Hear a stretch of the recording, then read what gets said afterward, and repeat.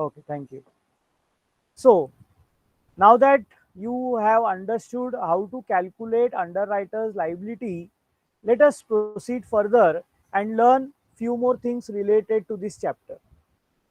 तो सबसे पहला क्या बोलता है, Tectic Limited came out with an issue of 45,000 equity shares of 10 each at a premium of 2 per share. Okay, company ने 45,000 शेयर्स बेचे या इशू के लिए निकालने का बात कर रहे, 10 रुपया फेस वैल्यू है, 2 रुपया प्रीमियम है. The promoters took 20% of the issue and the balance was offered to the public. Now you have to understand here very carefully that in question number 4, number of shares issued is 45,000 shares, but promoters बोल रहे हैं कि हम 20% shares खुद रखना चाहते हैं.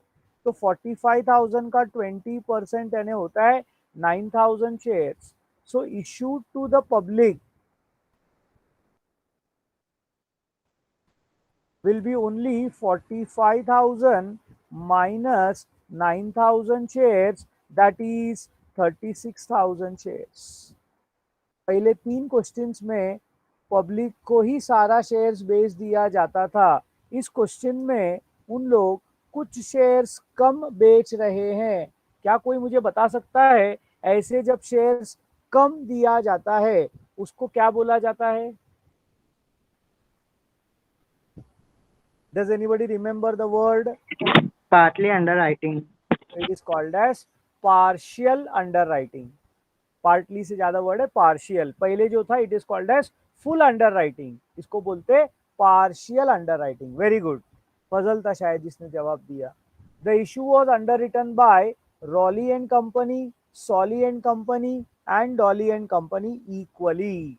कैसे उन्होंने अंडरराइट किया है? इक्वली राइट ऑफ किया है. तो याद रखना 45,000 को 3 से डिवाइड नहीं करेंगे हम लोग जो है 36,000 को 3 से डिवाइड करेंगे. सो अवर gross liability,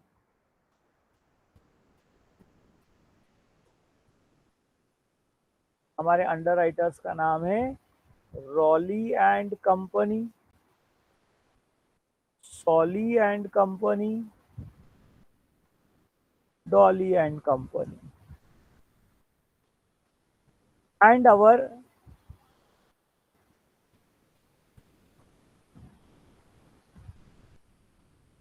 gross application will be, sorry, gross liability will be 12,000, 12,000 and 12,000.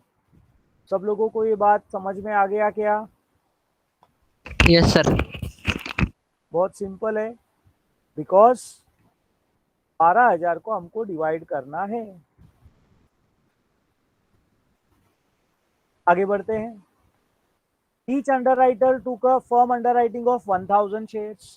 Subscriptions for 31,000 shares were received with marked forms for the underwriters as given below. तो रॉली एंड कंपनी का 7,250, 7,250,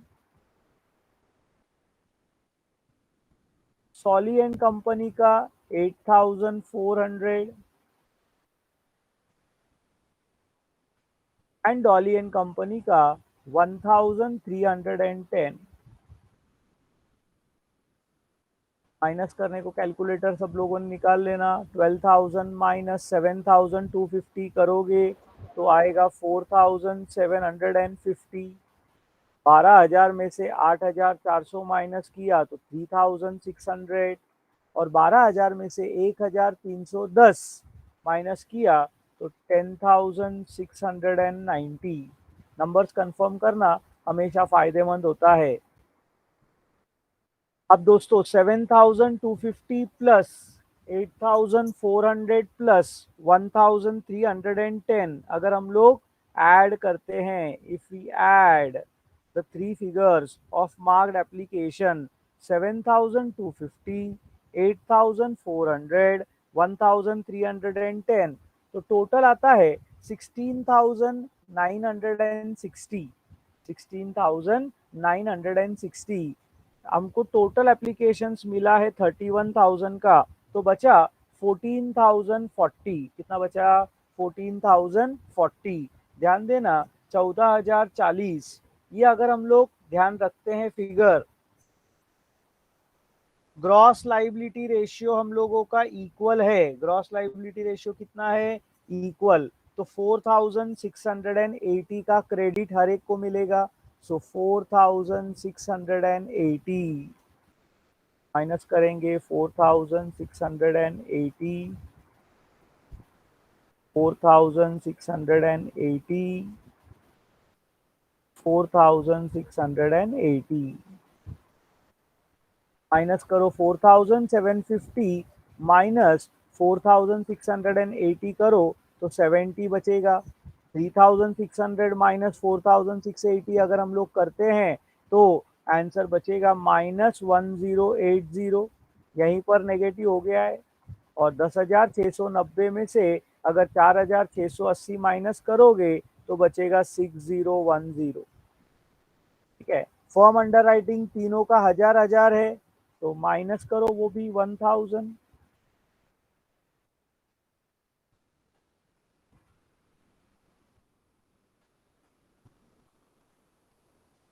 अब देखना इंटरेस्टिंग बात है, -1,000 plus 70 is -930, यानी इसका भी surplus है। ये माइनस माइनस जो है -1,000 -1,080 इज -2,080 एंड 5,010। ये वाला सबको समझा क्या? -1080 -1,000 इज -2080, दोनों माइनस माइनस है तो ऐड हो जाएगा।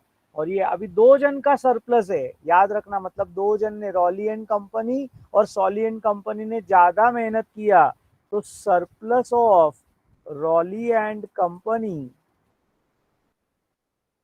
And सॉली and company distributed among Dolly and company.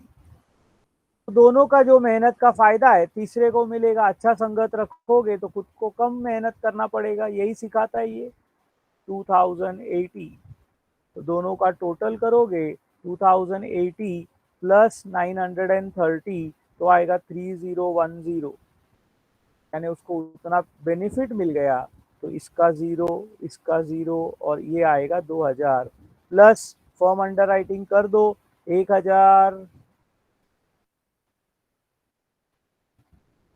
Net liability पहले का आएगा 1,000, दूसरे का आएगा 1,000 और आएगा 3,000। देखोगे तो बरोबर मैं तुमको जो हिसाब बताता हूँ ना, तुम देखो क्वेश्चन में ध्यान दो, कितना इंटरेस्टिंग बात है।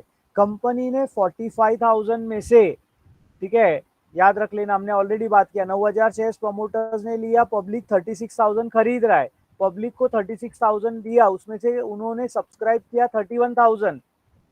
देखो अपना हिसाब बैठता है क्या? 36 माइनस 31 परफेक्ट अपना 5,000 टोटल आता है। क्या ये आप इस चैप्टर का बेस समझ पाए हो क्या? Let me hear some answers, yes no don't no.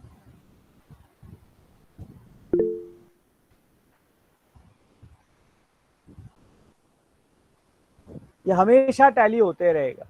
Yes, thank you for that confirmation. ये होने के बाद अब आगे हम लोग सेकेंड चीज जो कैलकुलेट करने वाले हैं वो आज का है, कैलकुलेशन ऑफ अमाउंट रिसीवेबल और payable. How to calculate amount receivable और पेएबल? Please concentrate. ये दूसरा टेबल है। पहला वाला टेबल होता है हमेशा calculation of under writers liability. अभी मेरे ख्याल से आप लोग इसमें एकदम परफेक्ट हो गए हो। अभी आप लोगों को कोई भी कभी भी पूछे अंडर राइटर्स लाइबिलिटी, आप कैलकुलेट करने लायक हो गए हो, ऐसा मैं मान के चलता हूँ। अब हम लोग कैलकुलेट करने को सीख रहे अमाउंट रिसीवेबल और पेएबल, यानी ये अंडर राइटर को पैसा मिलेगा कि इसने पैसा देना जरूरी है। ये कैसे कैलकुलेट करते सर? तो we will calculate by very simple formula. बहुत ही सिंपल बात है कि अंडर राइटर का जिम्मेदारी है कि उसने जितना शेयर्स बोला उतना खरीदना है, उसका पैसा देना है। बरोबर है ना. So what we do is particulars and we write the name of the three underwriters, Raleigh and Company, Solly and Company, and Dolly and Company. देखो सिंपल स्टेप्स है. अभी रुपीज में आएगा. ये अंडर राइटर्स के लाइबिलिटी जो रहता है, it is always in shares. It is always in shares. और अमाउंट रिसीवेबल पेएबल जो रहेगा, that will be in rupees. तो हम लोग क्या बोलते हैं, what we try to find out, we say that net liability of underwriters, net liability of underwriters, ये अपने को पिछले टेबल से मिलने वाला है.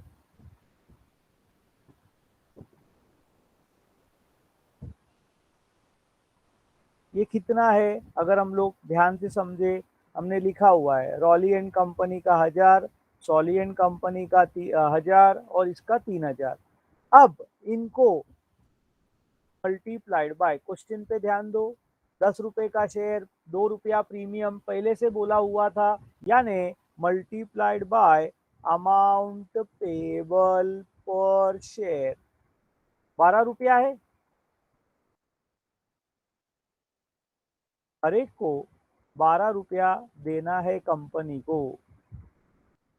तो दोस्तों, amount payable by underwriters, we will say a, mister Rowley and company को 12,000, सॉली एंड कंपनी को 12,000, और इसको देना है 312 36,000.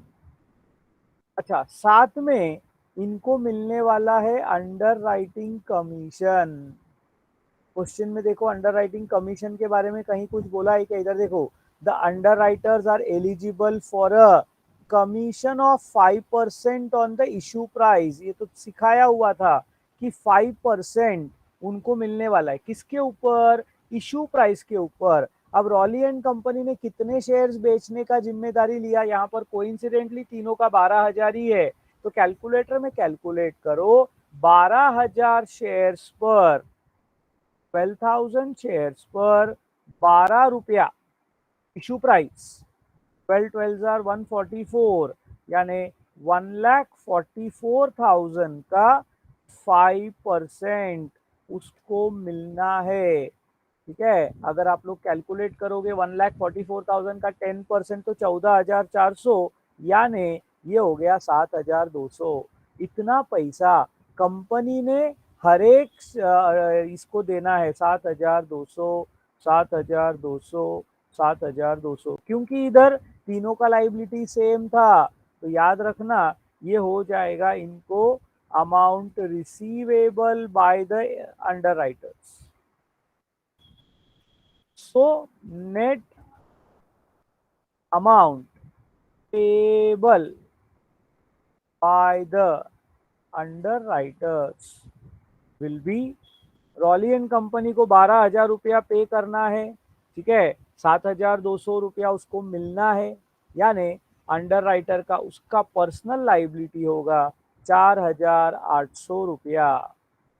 मेरे ख्याल से सॉली एंड कंपनी का भी सेम स्टोरी रहेगा, 4,800. हाँ, डॉली एंड कंपनी को सिर्फ जो है 36,000 रुपया देना है, 7,200 रुपया मिलेगा. 36,000 में से अगर आप 7,200 माइनस करते हो तो यू विल गेट 28,800. बोलो, अमाउंट रिसीवेबल, अमाउंट पेएबल कैसे कैलकुलेट करने का? Is this table clear with everybody? Does anyone have any kind of doubt in this?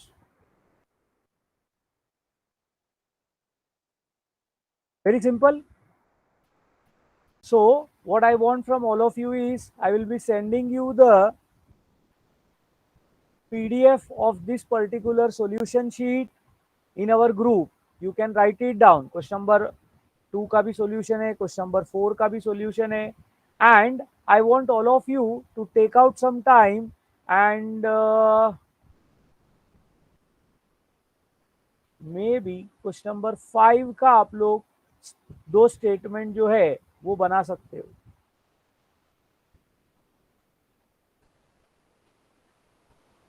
Question number 5 का 2 स्टेटमेंट बनाओगे। 4 तो प्रैक्टिस करना ही है। फिर कल हम लोग के पास टाइम है, हम लोग जर्नल एंट्री सीख के कल ये चैप्टर का 90% सिलेबस हो जाएगा, उसका हम लोग ख्याल करते हैं।